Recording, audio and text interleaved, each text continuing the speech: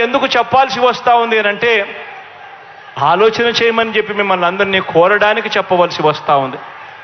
ఎందుకు ఇవన్నీ చెప్పవలసి వస్తూ ఉంది అంటే రాబోయే రోజుల్లో ఇంకా ఎక్కువ అబద్ధాలు చెప్తారు. రాబోయే రోజుల్లో ఇంకా ఎక్కువ మోసాలు చేసే పరిస్థితి వస్తుంది.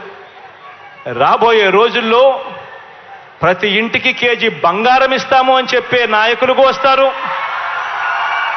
రాబోయే రోజుల్లో ప్రతి ఇంటికి ఒక బెంజ్ కార్ ఇస్తామని చెప్పే నాయకులు కూడా మీ ఇంటి దగ్గరికి వస్తారు.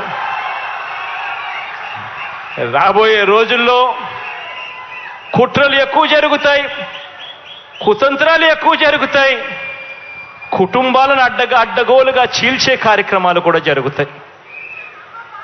రాబోయే రోజుల్లో పొత్తులు ఎక్కువగా పెట్టుకుంటారు, కుటుంబాలను చీలుస్తారు, రాజకీయాలు చేస్తారు, అబద్ధాలు చెప్తారు, మోసాలు చేస్తారు.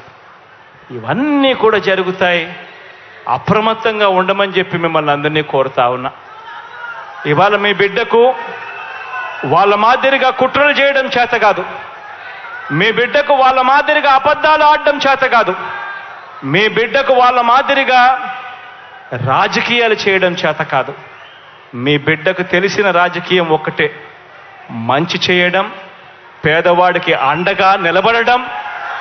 మీ బిడ్డ నమ్ముకున్నది కూడా ఒక్కరినే, పైన దేవుని నమ్ముకున్నాడు, కింద ఉన్న మిమ్మల్ని మాత్రమే నమ్ముకున్నాడు తప్ప మధ్యలో మీ బిడ్డ దళారులను ఎవరిని కూడా నమ్ముకోలేదు. మీ బిడ్డకు ఒక ఈనాడు తోడుగా ఉండకపోవచ్చు, మీ బిడ్డకు ఒక ఆంధ్రజ్యోతి అండగా ఉండకపోవచ్చు, మీ బిడ్డకు ఒక TV5 అండగా ఉండకపోవచ్చు, ఒక దత్తపుత్రుడు మీ బిడ్డకు తోడుగా నిలబడకపోవచ్చు. కానీ మీ అందరితో కూడా కోరేది ఒకటే, మీ బిడ్డ నమ్ముకున్నది పొత్తులను కాదు, ఎత్తులను కాదు, జిత్తులను కాదు, కుయుక్తులను కాదు, కుట్రలను కాదు. మీ బిడ్డ నమ్ముకున్నది పైన దేవుడిని, కింద ఉన్న మిమ్మల్ని తప్ప మధ్యలో ఇంకెవ్వరిని నమ్ముకోలేదు మీ బిడ్డ అని చెప్పి కూడా మరొక్కసారి ఈ సందర్భంగా తెలియచేస్తూ